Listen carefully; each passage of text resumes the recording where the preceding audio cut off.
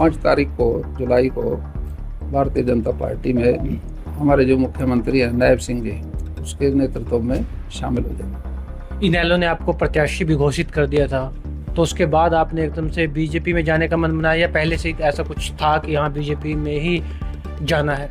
कार्यकर्ताओं की जो इच्छा थी वही मजबूती के साथ चुनाव लड़े जी। और इसी बात को लेके फिर ये निर्णय लेना।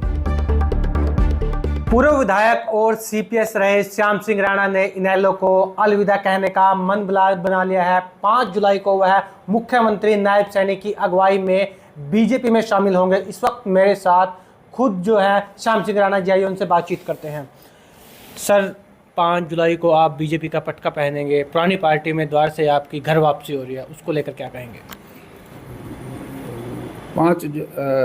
5 तारीख को जुलाई को भारतीय जनता पार्टी में हमारे जो मुख्यमंत्री हैं नायब सिंह जी, उसके नेतृत्व में शामिल हो जाएंगे। और ये जो कार्यकर्ताओं की मन की बात थी, वे दोबारा से भारतीय जनता पार्टी ज्वाइन करेंगे, तो इसलिए कार्यकर्ताओं के कहने से ही ये फैसला लिया।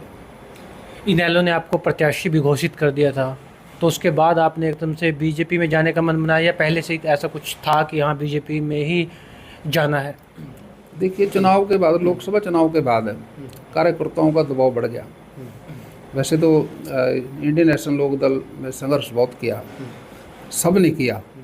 अभय चौटाला जी ने तो मतलब संघर्ष में कोई कमी नहीं रखी। उन्होंने तो पद यात्रा भी की थी, सिंगार गांव से शुरू की थी और 7 महीने पैदल चले 4200 किलोमीटर। संघर्ष में कोई दिक्कत नहीं थी, लेकिन इस्तीफा भी दिया किसानों के लिए और कुर्बानी भी दी और दोबारा चुनाव भी लड़ा वहाँ से, इलाहाबाद से, वो जीत भी गए। लेकिन जब लोकसभा के चुनाव आया, लोकसभा के चुनाव के अंदर जो संघर्ष करने के बाद वोट बहुत कम पड़े। क्या वजह क्या रही वोट कम पड़ने की? ये हरियाणा में जब भी चुनाव होता है देश में, तो 2 हिस्सों में बढ़ता है। एक तो जीतने वाला, एक दूसरी पार्टी का जो मजबूत कैंडिडेट है, उसमें लोग चले जाते हैं। तो लोकसभा में वोट कम होने की वजह से कार्यकर्ताओं में मायूसी आई। तो इनेलो एक पुरानी पार्टी है, क्या वो लोगों को मिजाज को समझ नहीं पाई है? क्योंकि पार्टी का ग्राफ लगातार नीचे गिरता जा रहा है, जो नेता हैं बड़े बड़े वो पार्टी को छोड़ते जा रहे हैं। क्या वजह क्या लगती है, आप क्या संदेश देना चाहेंगे? देखिए, पार्टी ने तो संघर्ष बहुत किया, लेकिन गठबंधन में नहीं जा पाए। एक्चुअली बात वो हुड्डा साहब ने नहीं शामिल होने दिए। पार्टी तो चाहती थी गठबंधन में जाएं, उस वजह से पार्टी के लिए रही। तो क्या लगता नहीं था कि अब विधानसभा चुनाव नज़दीक हैं और क्या गठबंधन कांग्रेस से नहीं हो सकता या बीजेपी से नहीं हो सकता? क्या ये भी एक वजह है आपकी जो इनेलो छोड़ी है? नहीं, चलो, इनेलो तो पार्टी के कार्यकर्ताओं की वजह से छोड़नी पड़ी, क्योंकि चुनाव है, विधानसभा के चुनाव है और चुनाव के अंदर कार्यकर्ताओं की जो इच्छा थी वही मजबूती के साथ चुनाव लड़े और इसी बात को लेके फिर ये निर्णय लेना पड़ा। 5 जुलाई को आप बीजेपी में शामिल हो रहे हैं, कौन कौन से नेता रहेंगे वहाँ पर मौजूद और कहाँ पर आप जो है पटका पहनेंगे बीजेपी का? देखिए, हमारी बात मुख्यमंत्री जी से हुई है, उन्होंने ही टाइम दिया और उन्हीं के नेतृत्व में ज्वाइनिंग होगी 5 तारीख को 11 बजे। तो क्या टिकट को लेकर भी कोई बातचीत हुई है? देखिए, टिकटों की बात की चर्चा जब चलती है, इसके बाद संघर्ष बड़ा करड़ा है, क्योंकि कांग्रेस पार्टी के भी 5 पार्लियामेंट के मेंबर बन गए हरियाणा में और 5 भारतीय जनता पार्टी के। एक तरफा तो चुनाव नहीं होगा। पार्टी जिसने सरकार बनानी है उसने जिताऊ कैंडिडेटों की तलाश तो है। अगर वो जिताऊ कैंडिडेटों को लड़ाएंगे तो सरकार बना पाएंगे।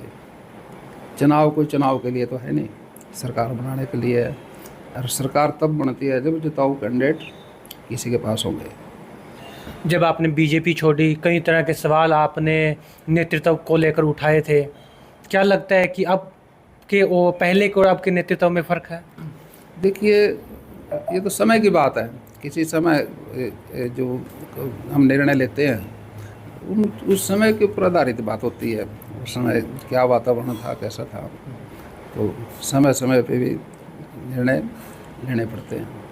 बहुत बहुत शुक्रिया बातचीत करने का। धन्यवाद। तो ये थे पूर्व विधायक और सीपीएस श्याम सिंह राणा, जो 5 जुलाई को मुख्यमंत्री नायब सैनी की अगुवाई में बीजेपी का पटका पहनेंगे और उनको उम्मीद है कि इस बार जो मैंने निर्णय लिया है वह कार्यकर्ताओं की रायशुमारी में लिया है, क्योंकि इनेलो के पास विकल्प बेहद कम थे और बीजेपी अगर कांग्रेस को कोई टक्कर दे सकती है तो वह आने वाले वक्त में, और अब के वक्त में बीजेपी है। अब देखना होगा आने वाले दिनों में श्याम सिंह राणा की राह कितनी आसान रहने वाली है और बीजेपी उनको क्या टिकट देकर आने वाले चुनाव में रातदौर से प्रतिनिधित्व सौंपेगी। पंजाब केसरी के लिए परवेज खान, यमुनानगर। हमसे जुड़े रहने के लिए हमारे YouTube चैनल को सब्सक्राइब करें और नई वीडियो की नोटिफिकेशन के लिए बेल आइकॉन को दबाएं। अगर आप ये वीडियो Facebook पर देख रहे हैं तो लाइक जरूर करें और ज्यादा से ज्यादा शेयर करें। धन्यवाद।